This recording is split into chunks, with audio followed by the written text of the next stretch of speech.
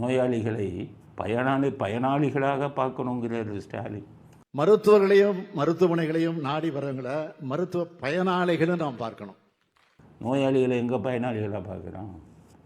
குடும்ப உறுப்பினர்கள் போல் பார்க்கணுங்கிறாரு. ஆஸ்பத்திரிக்கு போயிட்டு வந்தோன்னு புத்தி வந்துடுச்சு, ஜெயிலுக்கு போயிட்டு வந்தவங்க புத்தி வந்த மாதிரி வந்துடுச்சு. குடும்ப உறுப்பினர்கள் போல் பார்க்க வேண்டும். உங்கள் கட்சிக்காரன் வச்சுருக்கான்ல இவர் காவேரி ஆஸ்பத்திரி, உங்கள் கேஎன்ஆர் வச்சுருக்காரு. உங்கள் கேஎன்ஆர்வை கூப்பிட்டு எல்லாத்தையும் குடும்ப உறுப்பினராக நம்ம ஆஸ்பத்திரியில் பாருன்னு சொல்லுங்கள். உங்கள் கனிமொழிவர் ஆஸ்பத்திரியில் இப்போ கட்ட ஆரம்பிச்சிட்டாங்க. 2Gயில் அடித்த கொள்ளையில் நிறைய சிங்கப்பூரில் வச்சுட்டு இங்கேயும் கொஞ்சம் கொஞ்சம் முதலீடு பண்ணணுன்னு இவங்க ஒரு ஆஸ்பத்திரி வச்சுட்டு தான் சொல்லிக்கிறாங்க. சாராய தொழிற்சாலை, ஆஸ்பத்திரி ரெண்டிலும் வருமானம் வரணும்னு. உங்கள் தங்கச்சிகிட்ட சொல்லுங்களேன், அம்மா எல்லாம் குடும்ப உறுப்பினர் போல் பாலுமாவும் ஆஸ்பத்திரியில் அப்படின்னு சொல்லுங்கள். இலவசமாக கொடுக்க சொல்லுங்கள். இலவசம் இல்லைனாலும் ஏதோ குறைஞ்ச இதுலையாச்சும் கொடுக்கலாம்ல. இல்லை உங்கள் ஜெகத்திரட்சகன், உங்கள் கட்சி ஜெகத்திரட்சகன் எத்தனை ஆஸ்பத்திரி வச்சுருக்காரு, அவர்கிட்ட சொல்லுங்கள் குடும்ப உறுப்பினர் பொறுப்பாளுங்க, கொள்ளையடிக்காதீங்கன்னு. அதனால் இங்கே ஆஸ்பத்திரியிலேருந்து வந்து புத்தி வந்ததுன்னு பார்த்து புத்தி வந்து என்ன பிரயோஜனம்? நடைமுறைக்கு கொண்டு வரணும்ல.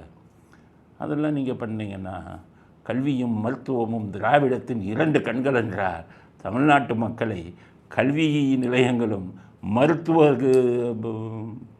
மருத்துவமனைகளும் அடிக்கும் கொள்ளையை தடுத்து நிறுத்துங்கள். மக்களுக்கு இலவசமான இவங்களை கொடுங்க, மருத்துவ சிகிச்சையை கொடுங்க, இலவசமான கல்வியை கொடுங்கள். நீங்கள் என்ன பண்ணுறீங்க? ஜெயலலிதா வந்து ஓமந்தூராக சட்டசபை ஆக்கணும்னு உங்கள் அப்பா பண்ணார்.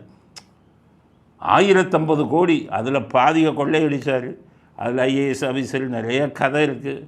ஜெயலலிதா அப்படியே விட்டுட்டு போயிட்டாங்க. இல்லைன்னா உங்கள் அப்பா நீங்கள் எல்லாம் ஜெயிலுக்கு போயிருக்கலாம். அருமையான இதை விட்டாங்க.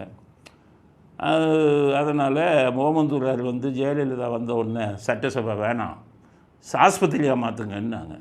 நீங்கள் இப்போ யோசிச்சுக்கிட்டு இருக்கிறது என்னென்னா அதை மறுபடியும் ஆஸ்பத்திரியை ரத்து பண்ணிவிட்டு சட்டசபையை மாற்றலான்னு சொல்கிற ஆள். நீங்கள் போயிட்டு மருத்துவத்தை வந்து உங்கள் நோயாளிகளை குடும்ப உறுப்பினர்களாக பார்க்க வேண்டும்னா என்ன அர்த்தம்? எத்தனை அரசாங்க ஆஸ்பத்திரியில் புதுசாக திறந்தீங்க? அரசாங்க ஆஸ்பத்திரியில் தரம் எப்படி இருக்குது? நீங்களே வந்து அரசாங்க ஆஸ்பத்திரி ஓமந்தூராருக்கு போகாமல் அப்பளவுக்கு பாருங்க.